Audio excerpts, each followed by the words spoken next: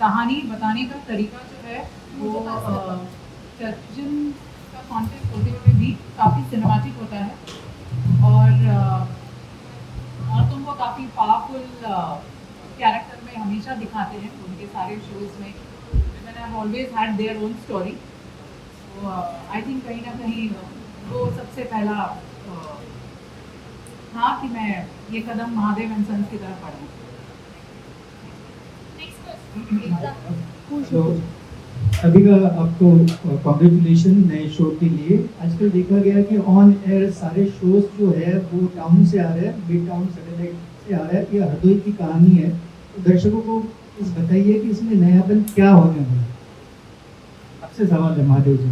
हाँ मुझसे, अरे देखिए, एक तो सबसे पहली बात यह है कि television is known for basically the women oriented stories, जो कि हमेशा से सदियों से ही देखा आ रहा है। उसमें कुछ शोज ऐसे बनते हैं जिसमें मेल ओरिएंटेड शोज कभी आते हैं, और जैसा कि इस शो में जब मुझे पहली बार नरेशन मिला था इस शो का, और जब मुझे इस शो बताया गया कि ऐसा है ये वाला शो जिसमें एक आदमी है जिसकी एक लव मैरिज हो जाती है, उसके बाद में सारे का सारा जो सेटअप था, आई वॉज वेरी इंट्रीग्ड, और मैं इतना खुश हुआ था कि यार एज एन एक्टर आपको अगर ऐसा कोई शो ऐसे फील्ड में करने का मौका मिले जहाँ पर मैं ये नहीं बोल रहा, आई एम नॉट बायस की, और मैं कभी ऐसा काम नहीं किया। पिछले 25 सालों से मैं मतलब उन्हीं शोज में काम कर रहा हूँ जिसमें फीमेल लीड्स रही हैं, मैं उनके साथ में काम करता हूँ, very happy with that also.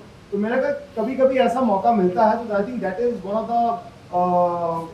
जो इसका एक अलग सा रूप है इस शो का, कि महादेव सन्स के नाम पर है, और जहाँ पर आदमियों के, एक लड़के के, एक पुरुषों के काम करने और उसको भी इतने चीज़ों के करने का उसको एक स्कोप मिल रहा है।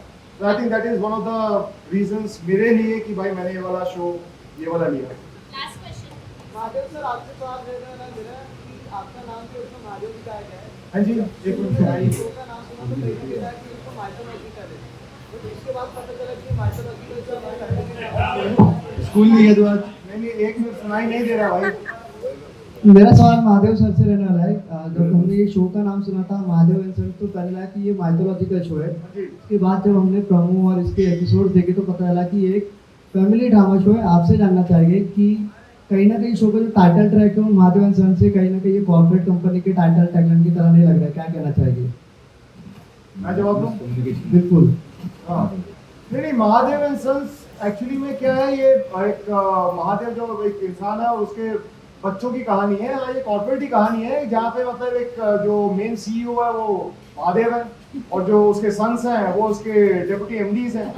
तो जैसे देखा जाए तो एक ऑफिस की कहानी है, जहाँ पे एक ऑफिस भी एक परिवार की तरह ही होता है। ऐसी कोई बहुत ज़्यादा इसमें दिक्कत वाली बात नहीं है। तो आप इसको एक कॉर्पोरेट शो ही समझ के इसको देखिए।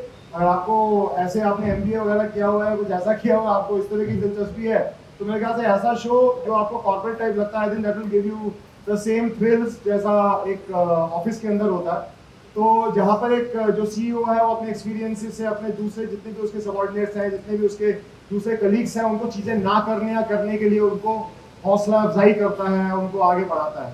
तो आई थिंक दैट इज, और Mahadev and sons as such, अगर सिर्फ इसका नाम महादेव होता तो हाँ जरूर इसको ऐसा लगता है कि माइथोलॉजिकल शो है, लेकिन जहाँ पे एंड सन्स आ जाता है या तो मेरे ख्याल से वहाँ पर ये थोड़ा आज की डेट का, रिसेंट टाइम्स का एक जिसको बोलते हैं कि वो वैसा वाला शो बन जाता है। Thank you. Sunaiya ma'am, actually मुझे एक चीज़ पूछना है कि महादेव जी तरक्की कर लेते हैं, अनाथ से वो अमीर हो गए, अच्छी फैमिली हो गई, बट लास्ट में क्या कि रिश्ते ठीक नहीं होते लाइफ में। तो उसमें आपने मतलब कभी इनको ऐसे थोड़ा अप्रोच नहीं किया, दोनों फैमिली को नज़दीक लाया जाए? मैंने, क्योंकि आपकी ही मेन रीज़न होगी जिसकी वजह से रिलेशन खराब है दोनों फैमिली। शो में भी ऐसी ही सिचुएशन है मेरी।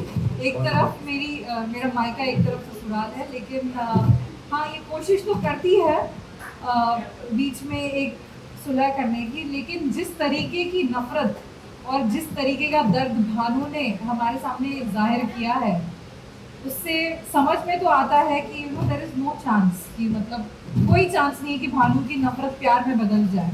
लेकिन वो अभी आप अगर शो देखोगे तो वो ये भी बोलती है भानु को कि ठीक है चलो यार, बहन की तरह नहीं, पड़ोसी की तरह रह लो हमारे साथ। इसलिए मम्मी है, उनकी भी कोशिश होती है। लेकिन कभी कभी क्या होता है ना, कुछ रिश्ते जब बहुत बहुत बहुत प्यार, जब प्रेम जब अति में हो जाता है ना, तो उसको जहर बनने में टाइम नहीं लगता।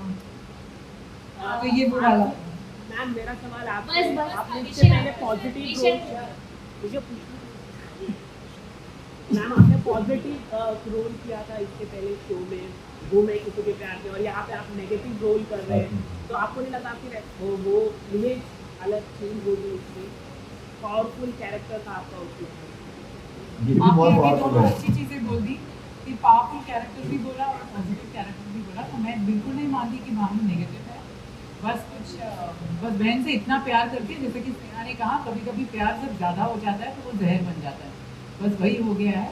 एंड टेलीविजन में हूँ, काफ़ी टाइम से हूँ, और अच्छा लगता है कि मुझे पॉजिटिव और थोड़े ग्रे शेड्स सारे किरदार करने का मौका मिलता है, और स्टीरियोटाइप नहीं हुई हूँ अभी तक, तो आई एम श्योर इसके बाद भी अलग अलग किरदार करने का मौका मिलेगा।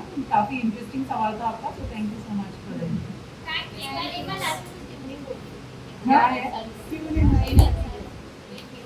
देखिए महादेव एंड सन सोमवार से लेकर शुक्रवार हर रोज रात 9:30 बजे only on colours. You have always been connected to camera anyhow, and we love your performance, whichever you have done. तो इस शो को चूज करने के पीछे का रीजन क्या था? लाइक स्क्रिप्ट थी, रोल था आपका, what was the reason behind choosing this film, this show? Mister Saurabh Tiwari and colour, ये प्राइम था